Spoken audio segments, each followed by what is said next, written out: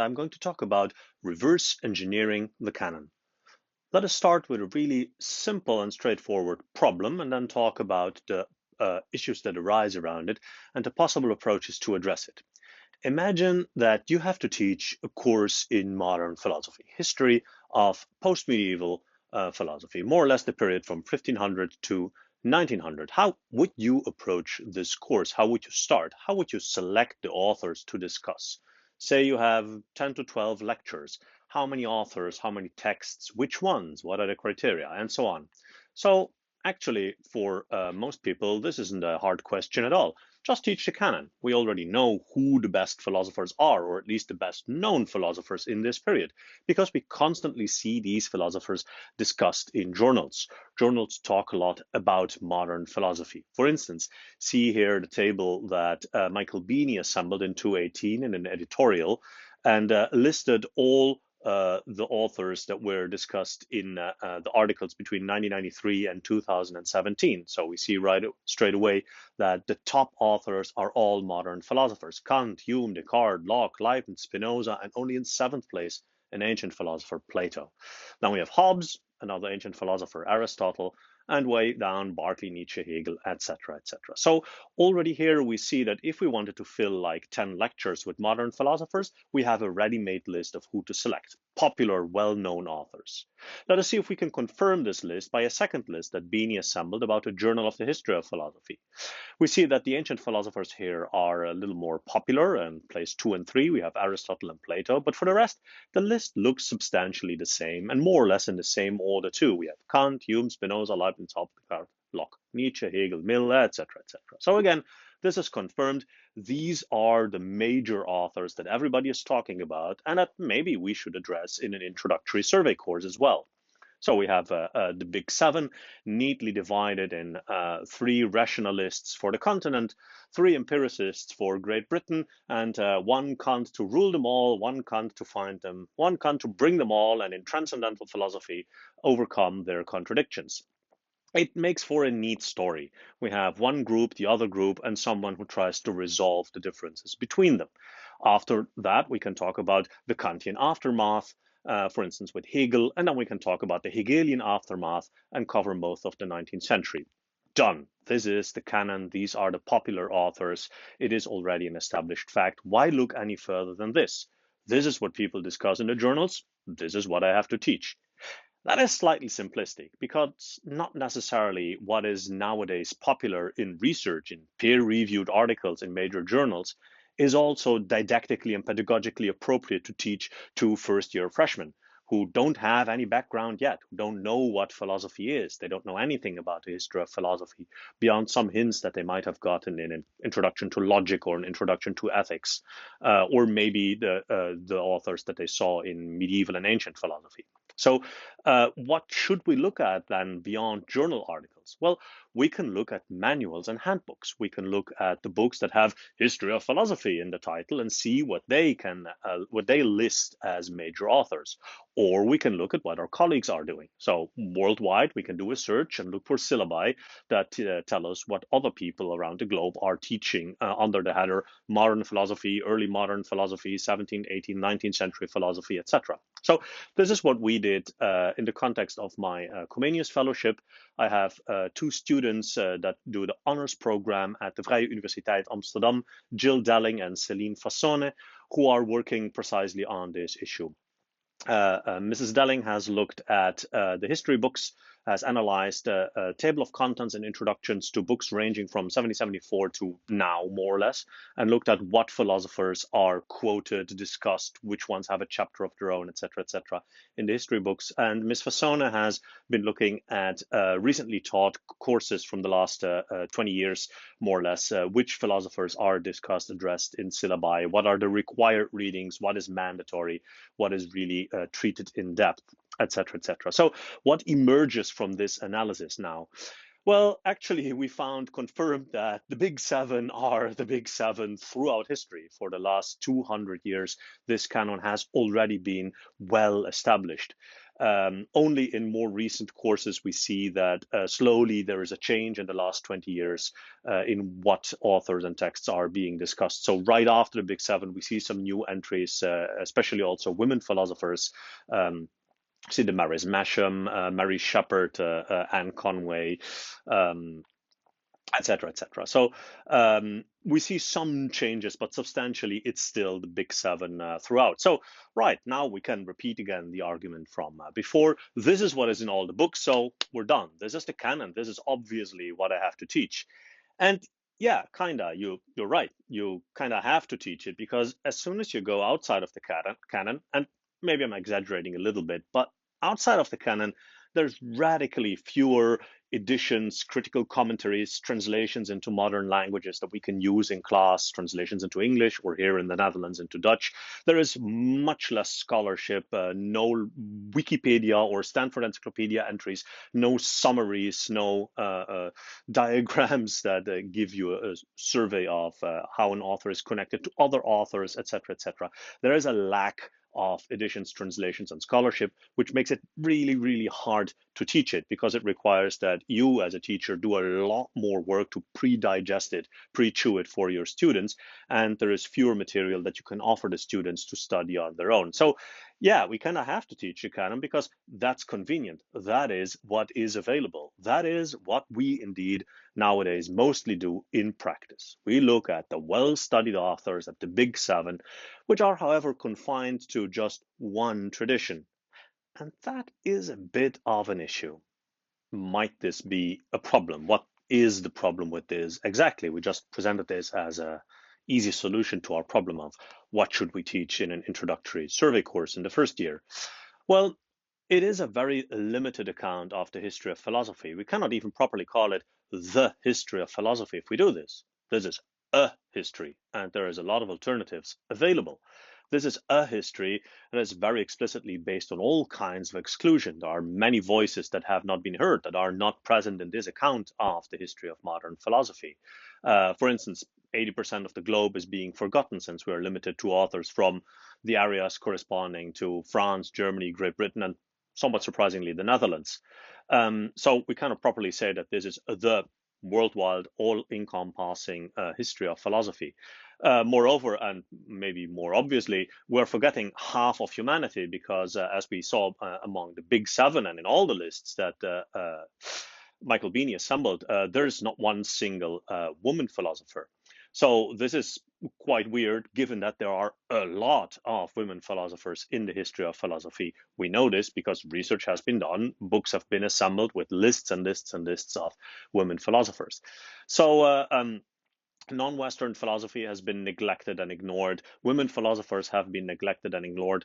Even a lot of the Western intellectual tradition has been neglected and ignored simply because it did not fit a certain very specific mold of philosophy.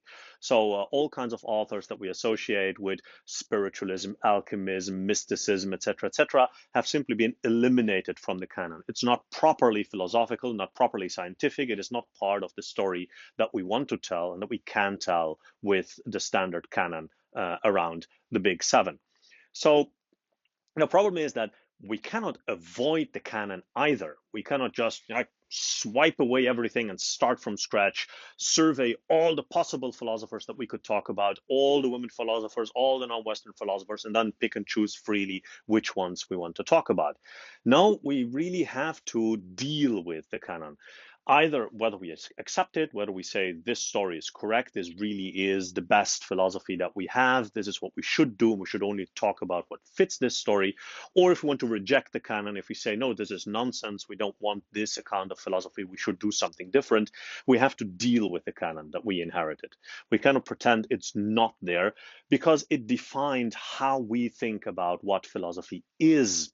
So once I have a certain specific idea of who is a philosopher, like a middle-aged white male, if that's a philosopher, that's what's going to determine the selections I make from the history of philosophy. That are the people who fit my narrative. So my definition of philosophy informs my selections and choices for who goes into my history of philosophy. The other way around, because this is a very vicious hermeneutical circle, My history of philosophy determines who I view as a proper philosopher. So the fact that I have been taught with the traditional Big Seven canon influenced how I originally thought about who is a real philosopher. So these two things obviously influence one another, and we cannot see the history of philosophy as separate from philosophy as such, from, if you want, systematic philosophy. Both of these things influence one another deeply, and we need to be aware of this. So in the question, what should we do then if we cannot just straightforwardly teach the canon or just eliminate the canon and pretend it never happened? What should we do then? What kind of normativity is at play here? What kind of demand or task is asked of us as teachers? Well, first and foremost, we as teachers, as academics, need to be aware of this history of exclusion. We need to be aware of the blinders that we have, of the biases that go into our selections and criteria. And then, of course, we need to make our students aware of the fact that we are making choices. The authors of the textbooks and the histories are making choices in who to discuss, who not to discuss, who to include, who to exclude. And those choices are very often arbitrary. And that's the best thing I can say about them, actually. So my honor students have looked at the introduction and the prefaces and the motivations for including and excluding philosophers. 9 times out of 10, there aren't any. No reason is given. It is simply assumed that we already know who the philosophers are, that we already know who fits the narrative, who belongs there, really. So there's no actual philosophical justification for who to include and exclude. That means that the actual reasons why people are included and excluded often have to do with precisely the blinders that we have. So the implicit and explicit biases that we have. We see it in historical authors themselves. We see strong forms of Eurocentrism, especially in the colonial period. We see unprejudiced racism and sexism. So in the historical authors, but also in the historiographers that then followed and did not take into account women philosophers and non-Western philosophy. So we need to be aware of this and make the students aware of this. Then, of course, in teaching, well, again, we cannot pretend the canon isn't there. We cannot pretend history hasn't happened already. We have to understand the debates that have taken place. We cannot do proper philosophy by imagining what if things had been different. That's a useful intellectual exercise. But in teaching, we also have to teach simply the facts, the texts, etc., that we have. And on top of that, tell the students, well, this is just what has survived because it's popular. We know now how limited and limiting the history and the historiography of philosophy has been. If we want to broaden it, we don't have to go off into fantasizing about imaginary conversations that should have taken place. We cannot redress the historical omissions. There is no historical vengeance that we can do. But what we can do is go back into the archives, go back into the manuscripts, do fundamental research, list all the people that should have been there, should have taken part in the great conversation, painstakingly, slowly, step by step, broaden the history of philosophy by research, but also in teaching, adding more philosophers, women philosophers, non-Western philosophers, and thereby also broaden slowly through a generational rechange the definition of philosophy itself, so that we can finally give a more comprehensive and inclusive and encompassing account of what philosophy truly has been and still can be for us. Because otherwise, I mean, if you question this project, if you say, well, justify this, please, because I'm fine with the canon, well, we have to ask ourselves, we can ask of the people who support keeping the canon as it is, what are they doing? What tradition are they keeping in place? Who are they putting on a pedestal? What kind of philosophical practice do they want to defend and maintain? Because it is based on pernicious exclusion. It is based on an historical injustice of voices that have never been properly heard. So if we keep the canon, we keep dismissing those people. We keep dismissing women philosophers and non-Western philosophers as not adding anything of value to history of philosophy and to philosophy itself. So is that what we want to do? Is that what we want to teach our students, to just stick with the canon as it is? That is questionable. So I have an alternative approach that might be helpful in this case. Well, I want to reverse engineer the canon. Now, what does that mean in practice? Well, forward engineering is when you take simple components and basic principles, basic rules, and combine the simple things according to these basic rules into something complex and useful.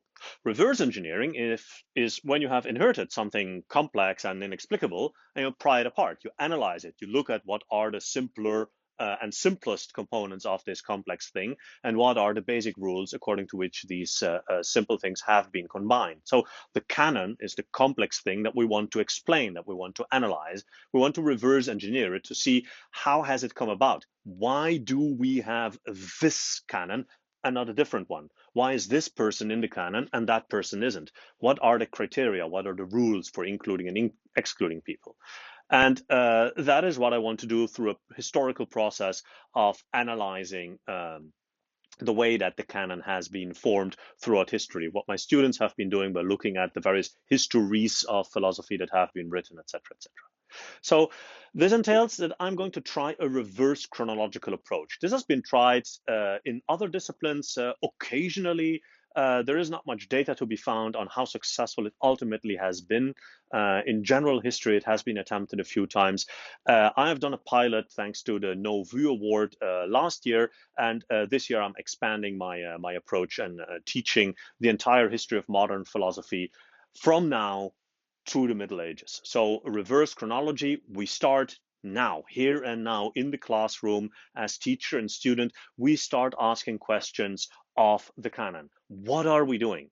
Who are these people? What will we be talking about and why? So we have to be aware of the fact that history is always the history of the present. It is our history. It concerns us in two senses. We make it and it has made us. So history is always written from the present. At each point in time, the present historians, with their present concerns, with their biases that they take into history, create anachronisms, making selections, interpreting, etc., historical authors according to their own frameworks, according to their own ideas. So they take their blinders into history and filter it in a certain way. History is then also always written towards the present. We try to find solutions, inspiration, etc., in historical texts and authors for problems that we have now, for issues that we are dealing with now, that we think now are really important to us as human beings, as philosophers, as a society, etc. So it's written with the present in mind, towards the present. We want to explain how did we get here. Also, my project, in a certain sense, wants to explain how did we get the canon. But very consciously, we are aware of our limitations in looking back at history. And thereby, we try to correct for all the distortions that these two forms of history of the present lead to. Now we start with what is our current definition of philosophy? You start studying philosophy, you choose this study. Why? You must have some idea what philosophy is, who the philosophers are. Maybe you see yourself as a philosopher, or you want to discover why you could or couldn't be a philosopher, what philosophy has to offer to you potentially. So we can look at present authors and how they deal with philosophy, what they consider to be part of philosophy and what not, what their criteria are for who is a philosopher, what is a philosophical text, etc. And then we start asking, okay, why do they think that? Where do they get their definitions? They're using terminology created, invented by other philosophers that preceded them. So we go back into history already. So how does this definition of philosophy that we have, how does this define our understanding of the history of philosophy? How does it confine, limit our understanding of the history of philosophy, what is and isn't part of the history of philosophy? We look backwards from the present. Which authors and texts are quoted now? Which ones do we use? Who do we appeal to? And how can we understand them? Sometimes, if you're reading an author, you really discover that you should have read another author before that. So you read Sartre and you think, I do need to read Heidegger and Marx. Then you start reading Heidegger and Marx and you think, I do need to read Husserl and Hegel, and backwards. You keep going backwards. Which authors and texts are quoted by the historical authors themselves? Are they only quoting the canon? Are they beholden to the big seven as well? Or do we see more variety? I can tell you already, if you start looking in the footnotes, you'll see a much broader selection of authors, texts, and forms of doing philosophy than you would expect, given from the histories of philosophy, from the mainstream canon that we have nowadays. You leave the canon behind really quickly. Now, what is the goal with all of this? Why do we want to reverse engineer the canon? Now, we cannot, again, through a historical vengeance, set things right. We cannot, undo the damage that has been done. So we cannot pursue the right version of history, some kind of absolute, neutral, objective history that now emerges through this new method, through redressing the wrongs that have been done in the past. We cannot find what should be the canon actually, like we have a false canon and we are looking for the right canon. It simply makes it clear that the selections for the canon are arbitrary, that it is our choices that condition who we talk about, pretty obviously. So we have to always second guess our choices and other people's choices in writing the histories and historiographies. We need a critical engagement. We need to teach critical thinking. We need to use critical thinking ourselves. Question the canon, question why this should be normative for us and whether something else couldn't be of value just as well. So by looking back at history, going back into history in a new way, we can discover new authors and new text and look again with a fresh eye at their possible relevance as how they can inspire us in new and interesting ways.